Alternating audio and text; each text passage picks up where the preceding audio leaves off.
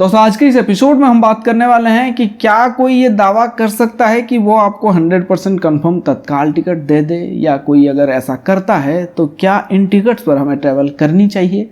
क्या ऐसा हो सकता है, क्या ट्रेनों में इस तरह की टिकट भी मिलती है, यानी कि हमेशा की परेशानी जो है वो खत्म हो सकती है हम सबकी। आज के इस एपिसोड में इसके बारे में पूरी जानकारी मिलेगी। साथ ही आपको ये भी पता चलने वाला है कि एक IRCTC की एक एजेंट आईडी और एक पर्सनल आईडी में फ़र्क क्या होता है, किसके लिए एजेंट आईडी है, किसके लिए पर्सनल यूजर आईडी है, दोनों में फ़ायदे क्या है, दोनों में नुकसान क्या है, हर एक चीज़ आज आपको इस एपिसोड में मिलने वाली है। यानी कि कुल मिला के आज का ये एपिसोड आपके लिए बहुत नॉलेजेबल होने वाला है। वीडियो में आप खो जाओ इससे पहले आपसे गुजारिश है, अगर आप इस चैनल पर नए हो तो प्लीज़ चैनल को सब्सक्राइब करके बेल नोटिफिकेशन को ऑन करें ताकि इसी तरह हर रोज एक नई जानकारी आप तक पहुंचती रहे। सबसे पहले हम बात करते हैं कि एक एजेंट आईडी और एक पर्सनल यूजर आईडी में क्या क्या होता है। तो सबसे पहले मैं आपको बताऊंगा पर्सनल यूजर आईडी के बारे में। पर्सनल यूजर आईडी का मतलब होता है कि आप एक आम आदमी हो, आप अपने खुद के टिकट्स बुक करने के लिए, ट्रेनों में टिकट बुक करने के लिए आप एक आईडी बनाना चाहते हो, तो इससे कहते हैं पर्सनल यूजर आईडी, जिसके अंदर आप अपना और अपने फैमिली मेम्बर्स का ही टिकट बुक कर सकते हो। दूसरों का बुक करने की गलती ना करें, ना ही दूसरों के टिकट्स बुक करके उनसे कमीशन या फिर प्रॉफिट अपना रखने की कोशिश ना करें, वरना आप फंस सकते हो रेलवे एक्ट 143 के तहत। तो यहाँ पे एक पर्सनल आईडी में जैसे कि लिमिट्स होते हैं। अगर आपने आधार कार्ड अपना दिया हुआ है तो आपको 12 टिकट महीने के बुक करने की इजाज़त होती है। आधार कार्ड नहीं दिए हो तो आपको 6 टिकट बुक करने की इजाज़त होती है। ये जो 6 के 6 टिकट है वो आपको अपना करना है या अपने फैमिली मेम्बर्स का करना है। अगर आप किसी और का करते हो, अपना मैंने इसलिए कहा इनकेस अगर आपने 6 के 6 टिकट पूरे आपने बुक कर लिए हैं, अगर इनकेस आपको रेलवे कभी कहता है कि भाई आप जो है क्या कर रहे हो, इतने सारे टिकट्स बुक कर रहे हो, तो आपके पास यहाँ पे बोलने के लिए जवाब है कि मुझे ट्रैवल ज़्यादा करनी पड़ती है तो मैंने अपना टिकट बुक किया, जिसमें कोई गलत नहीं, कोई जुर्म नहीं है। अगर आपको ज़्यादा बार ट्रैवल करनी पड़ती है, यानी कि 6 बार आपकी लिमिट है और आपको 8 बार 10 बार टिकट बुक करनी पड़ती है, तो ऐसे में आप क्या करोगे, आपके घर में कोई और भी ऐसा होगा जिनके नाम पे आप एक आईडी बना सकते हो। सब कुछ सही डिटेल्स आपको देना है, तो बनाकर आपके फैमिली मेम्बर्स का ही उनकी आईडी से आप टिकट बुक कर सकते हो। इसमें भी कोई किसी तरह की परेशानी नहीं होगी। अगर आप अपने दोस्तों का, रिश्तेदारों का करते हो तो ऐसे में रेलवे जो है, मतलब कभी इन्वेस्टिगेशन होता है तो यहाँ पे नाम, सरनेम, ये सब चीज़ें जो है ना वो मिलाया जाता है कि कितनी बार किसने ट्रैवल की है, तब आप पर इन्वेस्टिगेशन हो सकता है। तो ऐसे में भी आपके पास बचने के रास्ते हैं। अगर आपने किसी दोस्त का या रिश्तेदार का किया है तो उनको यहाँ पे बोलना पड़ेगा कि मेरी बस मदद की थी इन्होंने, इमरजेंसी कंडीशन में मैंने टिकट बुक कराने के लिए कहा था तो इन्होंने बुक किया था, जिसके लिए जो फेयर है वो मैंने पे किया था, कोई एक्स्ट्रा चार्ज मैंने इनको नहीं दिया था, वो आपके रिश्तेदार को बोलना पड़ेगा। अगर इन्वेस्टिगेशन होता है तो बहुत से लोग कहेंगे कि भाई मैंने तो कई बार बहुत से लोगों का टिकट बुक किया है, किसी ने आज तक ऐसा कुछ नहीं हुआ है, तो आप लकी हो। आज तक ऐसा नहीं हुआ है तो इसका ये मतलब नहीं कि ऐसा नहीं होगा, ऐसा हो सकता है, बहुत से लोग इसका शिकार हो चुके हैं। और अगर आप अपने दोस्तों का करते भी हो तो भी होता है, एक आध टिकट कर दिए भाई कभी कभार, वो सही है, लेकिन हर बार एकदम पूरा का पूरा टिकट आपने बुक कर रखा है तो रेलवे को लगता है आप इससे बिजनेस कर रहे हो, इसलिए आप जो है लंबा चक्कर में फंस सकते हो, तो ऐसा ना करें। अब बात करते हैं, हाँ एक और बात बता दूं, एक पर्सनल यूजर आईडी, एक पर्सनल आईडी में तत्काल टिकट की बुकिंग जो टाइम होती है वो होती है ऐसी क्लासेस के लिए सुबह 10 बजे। अगर कोई गाड़ी अपने पहले स्टॉप से कल खुल रही है तो आज सुबह 10 बजे उसकी एसी की बुकिंग होगी। नॉन एसी क्लासेस के लिए सुबह के 11 बजे से बुकिंग होती है। पर्सनल यूजर आईडी की ये टाइम है। अब बात करते हैं एक एजेंट आईडी की। एजेंट आईडी में दोस्तों यहाँ पे आप अनलिमिटेड टिकट्स बुकिंग करने की आपको इजाज़त होती है, कितने भी आप कर सकते हो, जितना ज़्यादा करोगे उतना ज़्यादा फायदा आपको है, कम करोगे तो आपको नुकसान है, क्योंकि एक एजेंट आईडी लेने के लिए साल के 2000 रुपये, 3000 रुपये, 4000 रुपये इस तरह से आपको पे करने होते हैं, समझ रहे हो। इसलिए अगर आप 2-4 टिकट करते हो और 2-4 हज़ार दे के आपने आईडी ली हुई है तो आपका खुद का नुकसान है, तो ऐसा आपको नहीं करना है।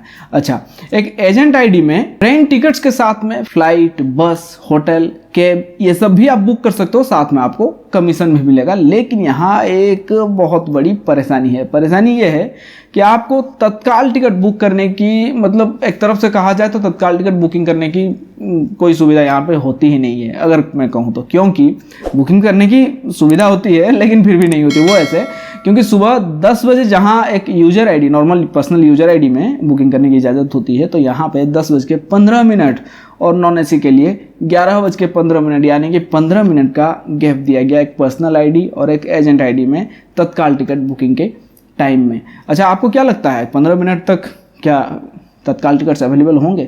जो बिजी रूट्स हैं उनमें 1 या 2 मिनट के अंदर ही खत्म हो जा रहे हैं, तो 15 मिनट बाद एक एजेंट कैसे बुक करेगा? वो बुक नहीं कर सकता है। यानी कि बिजी रूट्स के लिए भाई यहाँ पे कोई आपको फ़ायदा नहीं होने वाला है। तो कुछ एजेंट्स क्या करते हैं दोस्तों, यहाँ पे शॉर्टकट अपनाते हुए वो कुछ पर्सनल आईडीज रखते हैं जिनके अंदर वो बुक करते हैं, बुक करके वो टिकट्स को बेच देते हैं, जो जुर्म है, जिसमें दोनों ही इसमें फंस सकते हैं, एजेंट भी प्लस जो ट्रैवलर यानी कि जो यात्री है वो भी इसमें फंस सकता है। टिकट यहाँ पे सीज हो सकता है।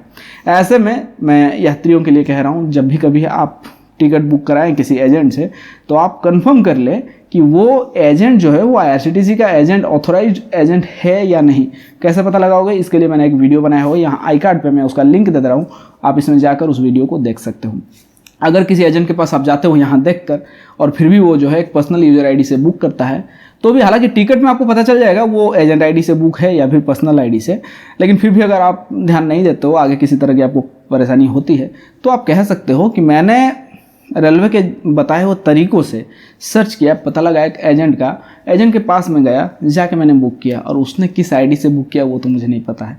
तब यहाँ जो है आपके पास ऑप्शन है बचने के। अच्छा, यहाँ आपके मन में एक सवाल होगा कि एक एजेंट आईडी और एक पर्सनल आईडी में ये जो 15 मिनट का गैप दिया गया वो किस लिए? तो दोस्तों आपको बता दूं, जब हम एक पर्सनल यूजर आईडी से टिकट बुक करते हैं तो हम पेमेंट करते हैं अपने बैंक से, जिसके लिए पेमेंट करने के लिए हमें कार्ड की डिटेल्स या तो फिर नेट बैंकिंग की डिटेल्स या UPI जो भी हो वो डिटेल्स देना पड़ता है। OTP आएगा, OTP को सबमिट करना पड़ता है, फिर जाके हमारा टिकट बुक होता है। यानी कि IRCTC जो है पहले बैंक से पेमेंट लेगी, उसके बाद जो है आपका टिकट बनकर वो आपके सामने आएगा। लेकिन एक एजेंट का ऐसा नहीं होता है।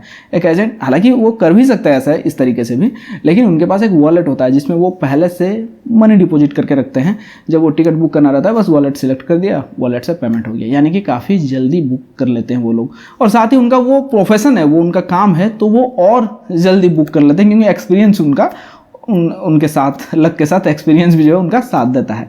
हम लोग भाई फंस जाते हैं, इसलिए लोगों की शिकायत हुई। हालांकि कुछ साल पहले की अगर हम बात करें तो वो दोनों का सेम टाइम था तत्काल टिकट बुकिंग करने का, एक एजेंट का भी और एक पर्सनल यूजर आईडी का भी। लेकिन लोगों का यहाँ पे शिकायत होने लगा कि भाई ये एजेंट्स जो है टिकट बुक कर लेते हैं, हम लोग फंस जा रहे हैं, बुक नहीं हो पा रहा। इसलिए एजेंट्स के लिए 15 मिनट का गैप जो है रेलवे ने यहाँ पे कर दिया। लेकिन दोस्तों कुछ ऐसे लोग हैं, जैसा कि मैंने आपसे पहले कहा था कि क्या कोई दावा कर सकता है कि वो आपको 100% कन्फर्म तत्काल टिकट देते?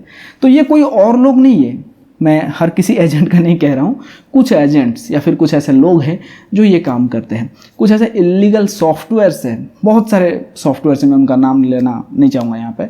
उन सॉफ्टवेयर्स में एक स्क्रीन में छोटे छोटे सॉफ्टवेयर होते हैं, वो 10, 15, 20 खोल के रख देते हैं, 10-15 आईडी उसमें लॉगिन करके रखते हैं। उसके बाद जो है सब कुछ डिटेल्स दिया हुआ रहता है। बस जैसे ही तत्काल का टाइम शुरू होगा, बस एक क्लिक में ये जो बुकिंग जो शुरू हो जाती है। जितने सारे टिकट्स वो चाहेंगे वो बुक कर सकते हैं एक झटके में, 2 सेकंड में एक टिकट बुक। तो जाहिर सी बात है इतना फास्ट तो कोई ह्यूमन हो नहीं सकता है, इंसान हो नहीं सकता है।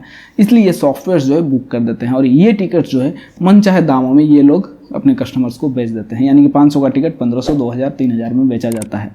तो ऐसे में पूरी तरह से ये सॉफ्टवेयर्स का इस्तेमाल करना इलीगल है। इनमें अगर कोई टिकट बुक होता है तो ये बुक करने वाला साथ में इसमें ट्रैवल जो व्यक्ति कर रहा है, दोनों ही फंस सकते हैं। इसलिए आप एक बार जांच जरूर कर ले कि आप जिसके पास टिकट बुक कर रहे हो वो IRCTC का ऑथोराइज्ड एजेंट है या नहीं।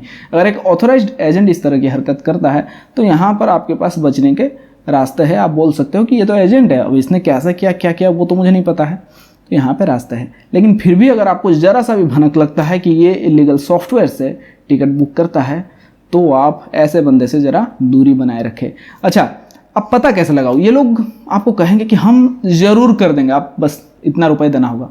यानी कि ज़्यादा दाम जो तत्काल टिकट के लिए, ऐसे आप जानते होंगे कि ये लोग जो है 500 का 1500, 2000 बोल रहा है, तो आप समझ जाइए कि यहाँ पे जो है कुछ भाई दाल में काला है, जबकि पूरी दाल ही यहाँ काली होती है। इसलिए ऐसे लोगों से ज़रा बच के। यानी कि इस सवाल का जवाब है कि 100% कन्फर्म तत्काल टिकट कोई भी नहीं दे सकता है। लक अगर साथ दिया, बुक हो गया, तो वो बात अलग है। कोई पहले से अगर कह दे, मतलब ये भविष्य देखने जैसी बात हुई। इस वीडियो को देखने के बाद अगर आपको लगता है कि आपको एजेंट बनना है तो प्लीज़ आप कमेंट सेक्शन में ज़रूर कमेंट करें। मैं आपको बताऊंगा एजेंट बनने का सही और लीगल वे क्या है। आज के इस एपिसोड में सिर्फ इतना ही। वीडियो अगर अच्छा लगे तो वीडियो को लाइक करें, जानकारी को दोस्तों तक पहुंचाने के लिए वीडियो को शेयर ज़रूर करें। फिलहाल चलता हूँ, फिर मिलूंगा एक और नई जानकारी के साथ। तब तक के लिए टेक केयर, बाय बाय।